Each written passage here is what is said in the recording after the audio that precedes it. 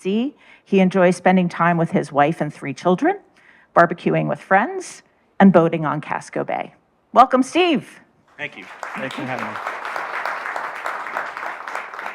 I'm so happy to have you here. We had a great conversation a couple of weeks ago, and I can't wait for you all to learn more about Steve and his journey. Our goal this morning is to dispel the myth that being the CEO of a beer company means that you drink beer all day. Yeah, that's true. You'd be shocked how little beer we drink during the day. But I'll tell you a funny story though. My oldest, we have 3 children, my wife and I. Elizabeth's back there, and my oldest one day, it just came up what I do, and she's like, "Dad, you're the CEO." And I'm like, "Yeah, honey, what did you think I did?" And she's like, "I just thought you just typed emails and told people what to do and drink beer all day." There's a little truth. Not a lot. Okay, so we're going to get into Steve's path and lessons and some advice, and we'll be sure to leave some time at the end for questions. So please jot those down or make mental notes so you'll all have an opportunity to talk to Steve too. Okay, you ready? Let's go. I guess let's start at the beginning. Share a bit about your career, your journey in the beer industry. Yeah, so I never really intended to be in beer this long, even though I will say that I had a serious interest in full flavored beer I was an early adopter, let's just put it that way. And I had this, just became fascinated with it. Normally when I get excited about something or something I like, I really obsess about it. And so I just thought after a stint in the Marine Corps and dabbling actually in trim carpentry that I ought to just see where beer could actually take me, for a career. And I thought, getting paid to think about beer all day, every day seems like a good idea when you're in your mid-20s. And honestly, getting into craft beer, that you're talking again in the mid-90s, it was kind of easy because everyone thought it was a fad and it didn't pay well. And so I got in on this ground floor with this brewery, Boulevard Brewing Company, that really took off. And for those of you who don't know, it's probably the largest craft brewery in the United States that you haven't heard of. It's one of the top 10 in volume terms. And so I was there for like 17 years and various roles: vice president, sales, distribution, operations, COO. And there was a thought that maybe I would replace the founder. And then a change happened for the founder, and they decided to sell. And then to another family company out of Belgium, Duvel. And then they came in, and then I was working on the integration team, and then became vice president of sales and distribution for them. So at one point I joked that I had keys to 7 breweries, 2 in the U.S., Brewery Ommegang and Boulevard Brewing Company, and several Belgian breweries, including Duvel, DeConnick, Meridsu, Schoof. And so, and that was cool. And I learned a lot there. And then I got an interesting call one day and said, "Are you interested in replacing the founder of a brewery in Utah?" And the largest brewery in Utah, Uinta Brewing Company, a top 50 craft brewer. And I asked my wife what she thought, as she will tell you. And she went out and visited, and she's like, "Yeah, let's go," So we did. So we pushed in, and I will tell you, all the preparation in the world leading up to becoming a CEO, and then that call to make a really tough decision, and you look around the room and you're the one making the decision for the first time, you have to swallow pretty hard. And that happened my first day, actually, at Uinta. We had to they were waiting on me to make the call on a product recall, whether we should do it or not. And so my very first day, I did a massive product recall. So my second day was a little bit easier, but anyway. And then fast forward to, 3 years later, and some people that I knew and I trusted and I really liked, David and Dan Kleban, the co-founders of Maine Beer Company, said, "Hey, Maine Beer Company, we're on this amazing trajectory. We just did this massive expansion. We got a crazy idea. We would like to bring someone in from the outside, and we have a very short list, and it's you.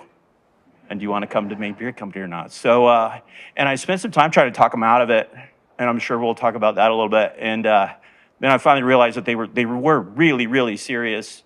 And then again, Elizabeth and I came out, and she looked around, and she said, I think I'm more of an ocean girl than a mountain girl. And so we agreed to it. So here we are for 7 years. I guess talk a little bit about how you met Dan and Dave. Like, let's just go to Maine, right? So Yeah. talk about how you met them and like what that decision-making process was like. Yeah, well, we met in a bar. We met at the Great Lost Bear. Yeah, true story. Probably all of you have met your significant others, right? Or a friend or someone that you really know and you trust. Hand to God. And so I was actually up visiting Allagash. They had built a new cool ship, which was very innovative at the time, very old world. And it was one of the first American craft breweries to build such a thing here. So I wanted to see it. And so I was up hanging out with the Allagash folks, and we ended up at the Great Lost Bear. And at the time, Maine Beer Company was right across the street.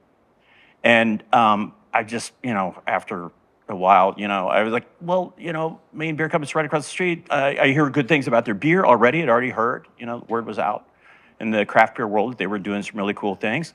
And they were like, they're literally right behind you. And so I turned around and I introduced myself, and then, we hung out and that evening, and then we just kept in touch. And it was weird. The craft brewery industry now has over 9,500 breweries, and there's just thousands of people that it employs, and it's important to Maine's economy. It's important to our national economy, and and so our conventions, there are thousands of people there, and we always would run into each other either accidentally, and then it became more intentional over the years, right? And I just really, really appreciated them as individuals, who they were and what they stood for and what they were trying to build. And I had just a tremendous amount of, and still do, admiration for that. And yeah, I lost my train of thought. I got choked up there for a minute. They're not even here. So you mentioned that they tried to convince you to come on board. Like, so talk about that a little bit. Yeah, well, first of all, they were on an amazing trajectory, still are, right? And they're very smart, talented people. There's two of them, right? And they're both younger than me. So I was just like, well, you don't need me. And so just looking at it, I think there's a time as a leader, as a person, to be passionate about things. And sometimes you want to look at things dispassionately. And so, like, I just looked at it objectively. I'm like, well, there's two of you. You're younger. You can share the load. Like, you don't really need someone like me. You can call me whenever you want, right? And over the years, every once in a while I would get a phone call and I could help out with something, or they just wanted to bounce something off of me. But they're like, yeah, but we've kind of divided the business and we want to unite the business. And that needs to happen under one person. And we want the company to be here for over 100 years. So at some point, we need to step away and we need to insert someone. And they're like, you have the right attitude. I've always encouraged, like, I'm a big believer in you want a real story and a good story with a product. And they have a real story. They have a good story, purpose-driven. I'm a mission-oriented person. That's probably why I was in the Marines, And so, they had all these elements. And so I'm like, you don't. And I was trying to encourage them to just continue. But the more we talked about it, the more I realized they were right, that if you really want to be around for 100 years, you have to put those things in place. And I think most organizations, candidly, I think they wait too long. And so for them to plug it in like that, and then for us to come out and experience Maine as a family, and realizing that this would be a great place to rear our children. And it became honestly, all of it, it made it a really fairly easy decision to, rip up your family and, move 3 time zones, but no, it was all good. Yeah, it was all good. And then, then we spent, we're talking a couple months going back and forth, and I'd stall them, and I would, hoping they were like a cat and they would just lose interest, right? They'd move on, but they didn't. They'd come back around like, have you thought more about this? I'm like, yeah, I have. I have some more questions. And then we started talking about what it would look like and who was going to be doing what and what the responsibilities were. And so not only did I write my job description, but I, wrote their job description and to make sure that the boundaries were quite clear as to who was going to do what.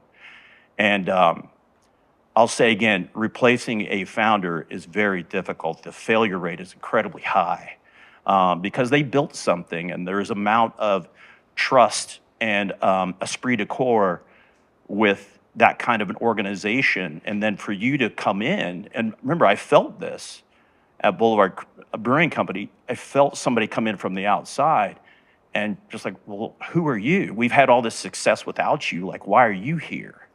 And so, and then I learned once they add that value, and you get to know them and you like them, then you start to trust them, and then you understand that you're in a better situation. But that takes time, and it takes a lot for the understanding, and it takes patience for that leader to understand why you're there. So I guess, apart from Elizabeth feeling like the ocean more than the mountains, I guess what drew you to Maine? Like what made Maine so attractive? Yeah, I'd only been here once before, and I was a kid, and I remember eating at DeMillo's, and I remember getting a long sleeve white T-shirt with Portland down the side. I was so cool in the Midwest. It's a beautiful place, and I've lived in 10 states. I've lived in all 4 time zones. And I tell people that have lived there their entire life, I'm like, you're not missing anything. I know you don't believe me, but just, you're not. So we really, really, really like it here. I mean, it goes beyond just the job. So, to me, and when I first got here, which, again, 7 years ago, people asked me, like, how do they get you to move here? I'm like, look around. I mean, this is beautiful. It's an amazing place with genuine, authentic people who are not trying to put on airs as much as other parts of the country. They are who they are. And I like that, but I'm a kind of a direct kind of person. So, if it okay. Oh, good. So I guess talk a little bit about your early experiences, the military, Kansas City, Salt Lake. How did that shape your leadership approach as you stepped into the role of CEO at Maine Beer? Well, I've definitely modified from there. I mean, you're the sum of all of your experiences, right? And, so to me, the foundation of what a leader is, I learned as a recruit in California in boot camp, and those things have been with me this whole time. And, a leader gets the job done and takes care of their people. That's the fundamentals of, and there are 14 leadership traits. And to this day, I can still tell you what those are, just, good judgment, decisiveness, integrity, dependability, tact, initiative, endurance, bearing, unselfishness, courage, knowledgeable, loyal, That's what a leader is. And so, or should be, right? Yeah, no matter what. If you're leading yourself, you should be that way, But, and then being able to understand that and understand those words and then try to get better at that, right? Because I'm far from perfect, right? But, you try, And so, I was able to apply those things. And then I've been very fortunate, really, to have bosses that allowed me to fail forward, often, and being forgiving and just learning that example and how that's benefited me. You get to carry all those things with you into the next role. And I feel very blessed. So let's kind of shift gears a little bit to talk about your leadership and core values at the Maine Beer Company. So what does doing what's right mean to you? Doing what's right, double-edged sword, tricky. Doing what's right, is just the full thing. I know it's a motto for us, and it and still is a guiding light. Doing what's right no matter what is the full. And so that has been very helpful for Maine Beer Company and the guiding light from day one. We have added other elements to that to help, because that can be very subjective, right? Somebody's like, well, pay me more, right? Do what's right, or, whatever. Let's stop doing this, do what's right, or let's start doing this, let's do what's right. So we had to bolt on some things to that to help clarify the understanding of that. So, our purpose, doing good through great beer, and to us, that means being a good employer and supporting environmental and nonprofits and local nonprofits. That is our purpose. That is the reason why Maine Beer Company exists, right? And so getting that understanding and clarifying that for yourself and then for your executive management team, and then getting everyone to understand this is what we do, right? And we do doing good through great beer is also important because, for those things. And the great beer part is incredibly important, right? Because that is the vehicle in which we can do good, right? And so we have to deliver the promise of a great beer every time, right? So you will buy it again, so we can take a percentage of our gross annual sales, 1%, and we will donate that to environmental nonprofits. And we have a third-party validator that says, yes, you indeed do that. So those things are really, important. And I think it's important. It's the unique value proposition for your consumers.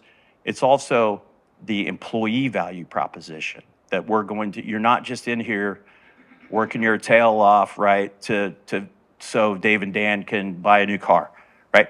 We're working our tail off, right, so we can help support our community.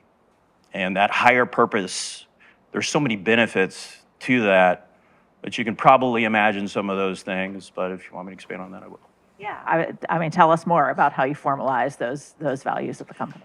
Yeah, well, they were kind of there, but to clarify them and to actually put them on our walls. And at first, I was like, "Why are we doing this?" I mean, people know, like, decisions become easier when your values are clear, and the more clear your values are, it really helps drive all the decisions, and it drives the organization. So, I have a strict no jerk policy. So being kind and respectful is one of our core values. Like, you have to be kind and respectful to everyone, right? And we even require that of our guests. If you come to our tasting room, you have to be kind and respectful. And if you are kind and respectful, I don't care what your politics are. It doesn't matter to me, right? But if you're kind and respectful, then you have a place at Maine Beer Company. So that's one of our core values, right? Being open and honest, even when it's uncomfortable, is one of our core values, right? Because I want to encourage that good communication and healthy, like, honest communication. And so that's another one that's, like, really important. Well, they're all important to us, right? Right. Quality always is another core value. Taking care of the earth and encouraging others to do the same is one of our core values. So, and taking care of ourselves and each other, right? We want to make sure that people are okay, right? And better than okay. We want to make sure that not just physically, and that we're creating a good, healthy, safe work environment, but mental health impacts 1 in 4 Mainers, right? It does, right? So we acknowledge that, and we want to give them access, unlimited access to mental health at 100% cost of Maine Beer Company. So plane goes often as they feel like they need to go. Yeah, and that's important. So how do you foster buy-in among the employees? Like, how does it get pushed down so that everybody feels that every day? You say it so often. About the time that if you say it one more time, you're going to get sick on the floor, is about the time people start hearing it. So you just have to communicate and weave it into everything. It can't just be in an employee handbook that's buried that no one ever reads, right? It can't just be on the wall. It's part of your conversations, right? And you just weave that into your culture that, so people will say, well, quality always, right? And so when that's part of the conversation, then it's really clicking. Now you really are rowing in at least the same general direction, and then it's another analogy I like to say, culture is like gardening, right? It's constant. Yes, you have winter, you have slower times. You just have to tend to it all the time. It's not a set and forget kind of thing. It's part of your daily routine. Yeah. Thank you. I'm learning so much here as we think about our culture at the Maine Trust for Local News. One of the programs that I'm so enamored by is your employee program and the Give Back program. So will you share a little bit about that, like how it came to be and how it happens every day? The employee program, give me some help with that. The nonprofit Oh, yeah, the nomination. nonprofit. Yeah, so I mean, it really is from the very beginning, Dave and Dan wanted to be a certain kind of company that gave back to supporting environmental nonprofits, being a good employer, right? So it really is baked into what we do. And 1% for the Planet is a nonprofit that pairs up for-profit companies like we are with environmental nonprofits, and both sides are vetted. And then you make the commitment that you will give 1% of your gross sales to supporting them. And then again, annually, you open the books and they validate that you've done what you said you're going to do, what you've committed to do. And so that's been fantastic for us. That we like the accountability of it. We like the idea that people, it's easy enough to understand, and it also helps narrow your focus. I mean, there's a lot of need in the world, right? But for us, our thought process is our community, and if the Earth is sick, then we got a much bigger problem, right? And the other problems are definitely not going to go away, right? If the Earth has problems, so that piece is really important as far as who we are and what we stand for. And I think the reason why we attract and retain the quality of people that we have is because they understand that when they come in, their work matters, right? What we do matters, and it's more than just a method to dispense of a legal drug, right? It's alcohol. No, it's bigger than that, right? And I think so. We have that connection with our team. They know that their work matters, and we have that connection with our consumers that discover this about us, that we're more than just about making really clean, hop forward, if I may say, exceptional beer. So it all matters. But the reason why I think we get the quality and consistency that we do is because our team understands the importance of that. And I don't know a better way to do it. You mentioned really good beer. So how do you balance quality, consistency, and purpose in such a competitive industry? I think they're intertwined. I mean, that's the way we look at it, right? It's the whole circle. You need all of those things in order for it to really work exceptionally well. And everyone thinks about when we scale up, they're like, how are you going to maintain quality and consistency? And to me, it's like, it's actually kind of easier because we can invest in people, experts. We can invest in equipment that some of the smaller breweries, they just can't, because they just can't afford it, right? We get to the point where we can. And so one of the things is always, one of our core values, always make things better. That also includes our beer. So we're always critiquing ourselves and working on sourcing better quality material, local material, by the way, and when we can, and our processes, and we send teams out to learn from other breweries, and we send teams or individuals out for educational reasons to bring those things back, because we understand that our competitors, and there are over 9,500 breweries in the United States, they're getting better. And if we want to be around for 100 years, we have to realize that what we're doing today is not good enough for tomorrow. So we're always pushing that. And I'll tell you, culturally, for sometimes we get new folks that come in, and that's kind of hard at first. You're like, wait a minute, this is really good. Like, we actually win awards and stuff. I don't know if you've noticed. And I'm like, no, I get that, right? But also understand that, right, if we don't continue to evolve, we're going to slowly die, right? And I don't want that to happen to us, right? We're going to be here with a 100-year mindset. It changes your thinking about what's the most important thing, or things. Yes. Tell us a little bit about your leadership team. What's the structure? Who Awesome. did you bring in? All of that. I was very fortunate that most of them were there. And that was one thing that was really impressed me when I got there, is the quality of the people that I work with. So I have 4 people that report to me directly. I have a chief operating officer, Colleen, is our most tenured employee and continues to grow and do amazing things for us every day. And she's responsible for our commercial strategy, right? So anything to do with selling, marketing, really anything that would touch you all other than the actual beer itself. We have a chief quality officer, and Dan is responsible, not Dan Kleban, Dan Roberts.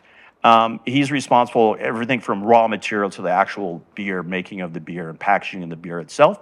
So we have, right, the commercial side, and then we have the people side, our HR director, yeah, and then we have the finance director. And so really, so money, people, right, making the beer, and then basically marketing and selling the beer. Those are the people, and everything rolls up under those 4 individuals. And so talk about like aligning objectives with your team. Like how does that start with your team and make its way down? Yeah, so we have business objectives. I like to, Disciplines of Execution is a book you can read it, and the thought behind it is you can only do 4 things at a time with excellence. So I like to distill things down to just like when we talk about it, like our objectives, like ideally you have 1, right? And then anything after that, right, it starts getting diluted, but it really starts tipping after around number 4 or number 5. And so we have our main business objectives. So our team knows that. We put key performance indicators in there, right? So it's very corporate-y.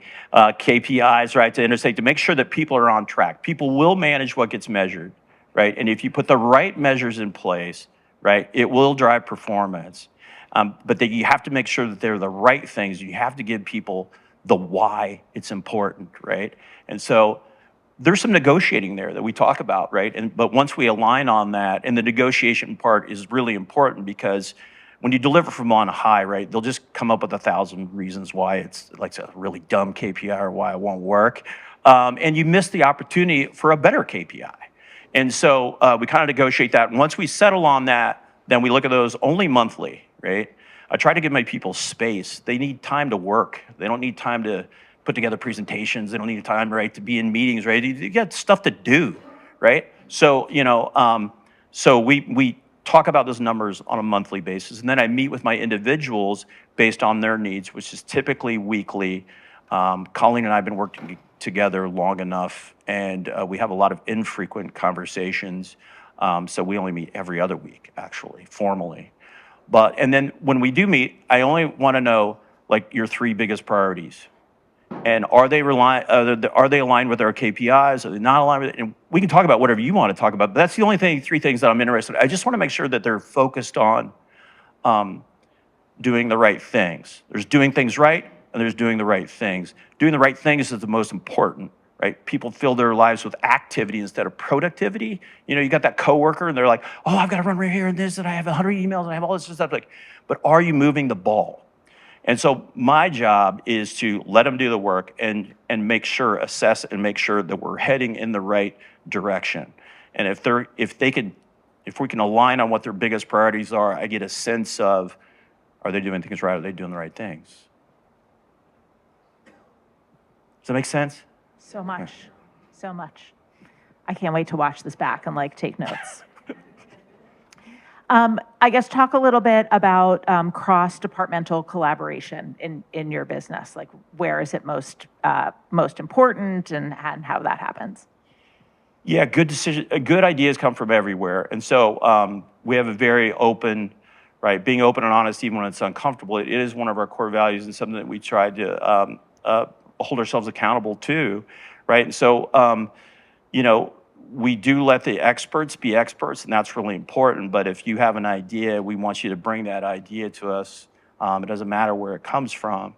And so, but ultimately the decision, the accountability for that decision does lie into like one of those 4 department heads, and ultimately me, right? So, we have like a Highline check-in that I do with my direct reports. I left this out earlier, on Tuesdays, and we sit down and we kick around what we're working on, what we're concerned about, what the other one needs, and it can be anything. I mean, we can talk about personal, not overly personal, but we talk about. I mean, that's a that group is really gelling as far as we can be pretty vulnerable. And so, and also being pretty vocal. And sometimes it gets a little spirited, I'll say. They're like, wait a minute, I can't believe you're saying that to me right now. And to me, that's healthy, right? It's we're not front stabbing. It's just like we're just being candid, and with what we need from each other. And it's that has taken time, but it's getting there, and I think it's special. You know when it's happening, right? Yeah, right. Good culture. It's harder to find, but when you see it, you know it, right? You're like, okay, you know. Okay, again, shifting gears a little bit. You mentioned the beer industry always evolving. I guess, how do you, as an organization, navigate shifting consumer behaviors? Yeah, we don't. We know who we are, right? We make clean, hop-forward beers. And the analogy I like to use is we're really good at throwing strikes, fastball strikes, like over the plate, right? So to me, that's clean, hop-forward. And there's a lot of other breweries that, like, their reputation is they can do a lot of things, right? A broad range. And I like to say that we just do one specific, if you've been to our tasting room, we make 5 pizzas and 2 salads, right? And 2 salads, like we just, but we make the dough, we make the sauce, we it's a wood-fired oven that our people have learned how to tend to. And so, so just get really, really, really good about a few things, and I think people will appreciate that. Maine Beer Company was already on this path, right? But one of the things I admire about them, and another brewery that I admire is Orval, and it's a Trappist brewery. They make one beer. That's it. And they obsess and they invest in people and equipment, and they have dedicated some of them, their adult lives to making one beer. And I think it's one of the best beers in the world. And so I think that dedication to doing it, I think people will appreciate. Now, it is quite helpful that IPAs is the #1 category in craft beer, right? And it continues to gain market share and it continues to grow. That is a fact, right? It's not why we focus on it. Candidly, we make the kind of beer that we make because that's the kind of beer Dave and Dan like. And I happen to like it too. And another major reason why I'm here, yeah. So where do you see the biggest opportunities for improvement and growth? And is growth a goal? Well, you have to outpace inflation. So it depends on how you define, right? If you want to be around for 100 years, right? If you don't grow at all, at least your bottom line, right, financially, if you don't, inflation will eat you alive, right? So you have to grow. And that's important for your teammates to understand too, the why. Does growth matter? It does matter, right? So what was your question again? You got me going on that thing. Opportunities for improvement. Oh yeah, opportunities for improvement. They exist everywhere. I mean, and when you develop that culture, it's like that wall is white, but what color white should we use? And you put somebody on that, and there's probably a better white than the white we're using. Let's work on that. It's the same thing with the aromatics in beer, the dissolved oxygen in it. It's like it's all the details, and you just continue to focus on that in all aspects of what you do. And if you do it gently enough but consistently enough, you will see improvement. You will continue to evolve. You will continue to be relevant to today and to tomorrow's consumer, and energizing to your team. When you have the right teammates, and I always say, like, we have 100 people, right, rounding, that work for us. And I'm like, we need the right 100. I get it that our company is not the best company for every person that lives in Maine, but I think it is the right company for a subset, and we just need the right 100. If we have the right 100, we can accomplish anything. And so we try to hire people that are smart enough, that are nice, and that work hard, and then we teach them these other things. And either you get that, and some people get exhausted, and it's just not for them, and they self-select out. And I totally get it. It's like, man, how come it's never good enough? You need to be careful with that messaging, right? You have to really appreciate the energy and the effort that people give you every single day. I mean, they're giving you such a huge chunk of their life to you. You need to respect that, but, all the while nudging them, how do we get better? And I'll add that asking them and having, empowering them to help you figure that, or enabling them to figure that out, is super key. Because I am not the sharpest knife in the drawer. So like I need those people around us to help us get better, to rise, right? What are some of your biggest challenges right now? Biggest challenges right now. Well, it's this, look, right, 4 o'clock today, right? I mean, the tariffs thing, I don't know if we have a major challenge or not right now, to be honest with you. I don't know how that's going to impact us.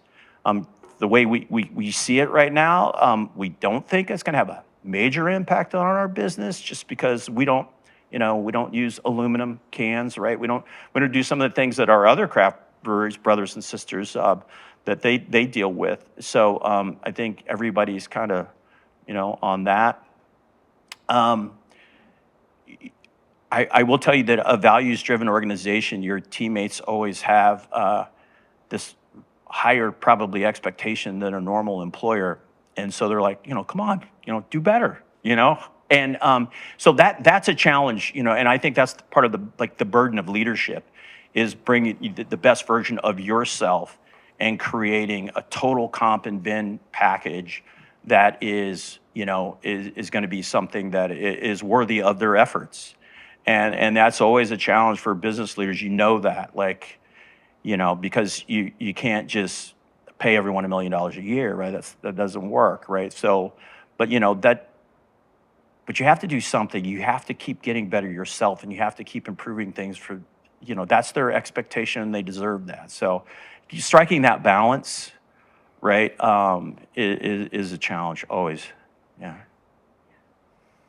So what do you do to improve your leadership skills? I have learned to listen more. I've learned to ask questions, give people space to work. I normally, I don't have formally scheduled meetings on Mondays or Friday afternoons. By Friday afternoon, I'm exhausted. Elizabeth will tell you that. Like, my brain is mush. And I want to give people time to get it done and get home or get on with wherever you want to go do, right? Mondays, there's work they have to do with their teammates. So I've been working hard on trying to create space for them. And then I am accessible. I'm easy to find. I've been working hard on modifying my style that's better, more beneficial for them. The old way, one thing I learned was it's my way, right? Well, look, when you were in the Marines and you were in the infantry and you led people, a little bit different management style than outside of. And I learned that earlier that I needed to modify, but I keep trying. I mean, you are who you are, but you can be different versions of your true self, and so try to modify in the way that, yeah. Tell us about your best day at work at the Maine Beer Company. Best day at work. Look, anytime a teammate gets a recognition, it feels great, right? And or we get an award. You're like, well, the awards don't matter. They do. It feels good, right? It feels good when you're recognized. Let's be honest. So those are always good days. Like, anytime we can celebrate a win. I like to celebrate wins. We can do anything. We've got waffle day tomorrow. We're making waffles in the morning. We're just, why not? And being from Kansas City, I like to smoke meat. I know you guys call it barbecue here. I like to smoke. So I'll like smoke like a pork butt for the whole staff. We'll just do stuff like that. It's delicious. How about a bad day? What is a bad day? Yeah, I knew this was coming. Anytime you have to let someone go, unless it was for, moral, legal, ethical reasons, right? Those are easy. The other ones are not easy. That's tough. Yeah, it's hard. Yes, indeed. What daily habits help you stay focused as a leader? We were talking about some of those this morning. Yeah, I have a routine, right? And that routine is very helpful for me. So it includes, I get just once a day, I get my daily feed of national media. And I do at least 150 minutes of cardio per week, not per day. And I've incorporated daily meditation, and I do like sauna, and I do that. So your executive functions are real high when you come into work. So I have to do that in the morning, right? Because that way I can bring my best version of myself to the workplace. And so I hate it. I did it this morning, but I like to eat, and I like to be, part of the burden of leadership is to be the best version of yourself for your team. And so I do it in the morning, and I go pay in the piper. I got to go pay the piper, and I just go pay the piper, and I just go do that. So, and then I wordle with one of our kids, and we kind of have like a running competition going, just kind of get the brain fired up. And then I come in and I check out the Portland Press Herald, and I look through that. And and then I only get my news feed once a day. I've learned that it's just too much for me. You can get inundated, and it's the same story. And I want to give it an opportunity to kind of get filtered a little bit and understand, before I come back to it. Because, it changes sometimes, and you can be too close to it. And I got it in a really bad habit during super deep COVID, right? Because everything was changing so quickly that it was just constant to feed. And it was really having it was taking a toll on me. And I learned to just kind of wean myself and be a little bit more selective. And now I think I'm in a good rhythm, but I definitely have an operating rhythm, and caffeine is definitely included. Thank you. Thank you for making local news part of your morning routine. I hope you will all take that bit of advice home with you. Okay, last question, and then we'll open it up for a few from the audience. What is your favorite Maine Beer Company beer? This is so tough. And I'll tell you this, we have 3 children, right? And I would say that our beer is like, our children, like my favorite one of the moment, because it's not always the same. We do have our beer on tap at our house, and it is normally lunch. And so, lunch always delivers. But if it's not lunch right now, if we were going to have a beer, I would have lunch, or I'd probably have Woods and Waters if it was available. Yeah. I really liked spring. I just tried it on the first day of spring, Thank you. of all things. Yeah, it's a cool and I really liked it. So highly Just try it. recommend Very you taking a refreshing. visit. What about your, this is my last one, I promise. Your favorite beer ever, and you might have alluded to it already, but like your favorite beer of all beer. Yeah, so beer people are really weird. We have like moments like, what's your deathbed beer? Is a question, right? It's a real question we ask each other. And my deathbed beer is Orval, the beer I mentioned earlier. Yeah, really. Okay, who has questions for Steve?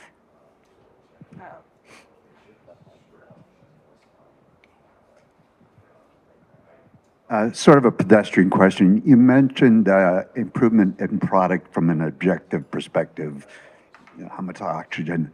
How do you measure quality from a subjective experience? Because eventually it's whether I like it or not. How many tasters do you have? How do you pick them? Are they a diverse group of people so you get different perspectives on that? How does that work? Yeah, so we do have a robust research and development program.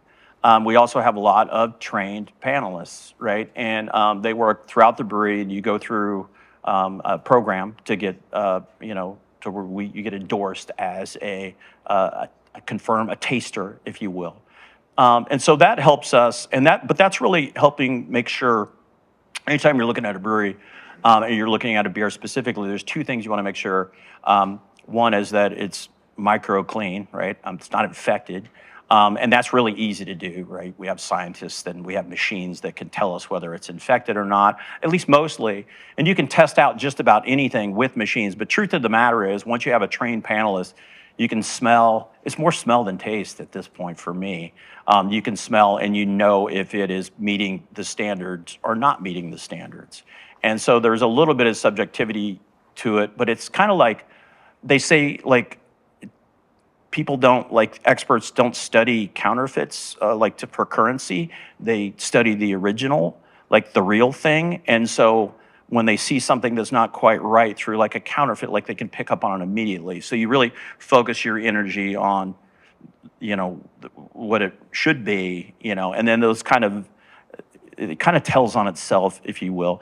And then product design, we really sit down and we look about, okay, what kind of beer would fit in our portfolio and play along with all of our other beers. And so it starts with an idea that big, and then you start talking about what's the color, what's the body, what's the ABV. So you start working on a conceptual product design on paper, and then you give it to the R&D team. They go out and they try and make what you've put on paper.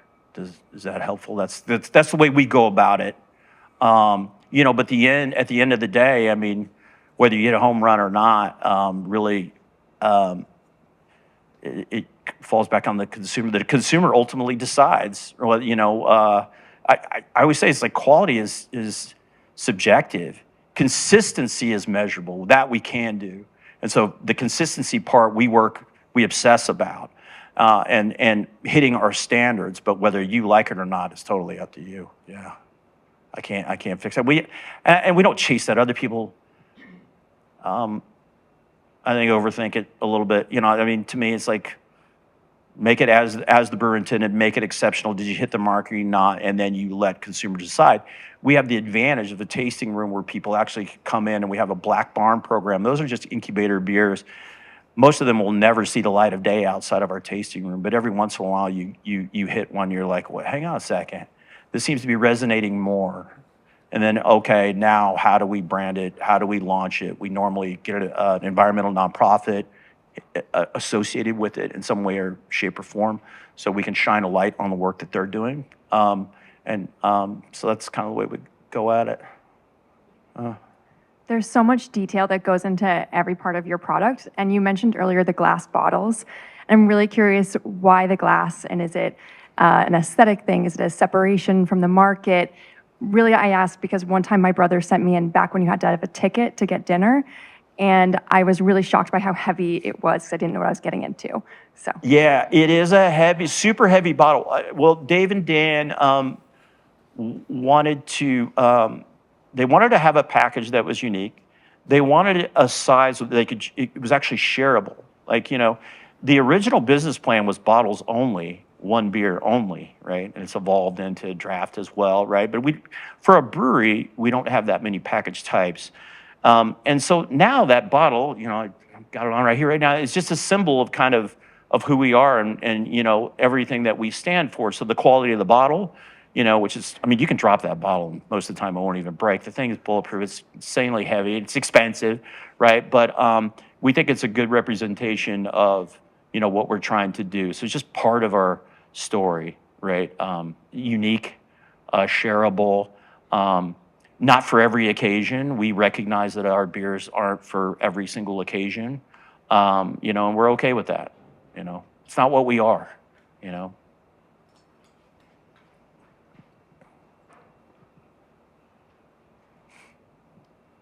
I'm just curious if you said before that if you don't change, you die, kind of thing. Has Maine Beer Company ever thought about opening up different tasting room locations? Yes, we have thought about. We haven't. We come back to people still want to keep coming to the mothership. Would we net gain, or would we just, increase our operating expenses? Like how do we win? So far, the answer's been no. We're not going to yet. I'm not an always or never person. Not very often. It's just not my thing. So, could we at some point? Sure. We could. Do a tasting room, but so far we've also looked at other products.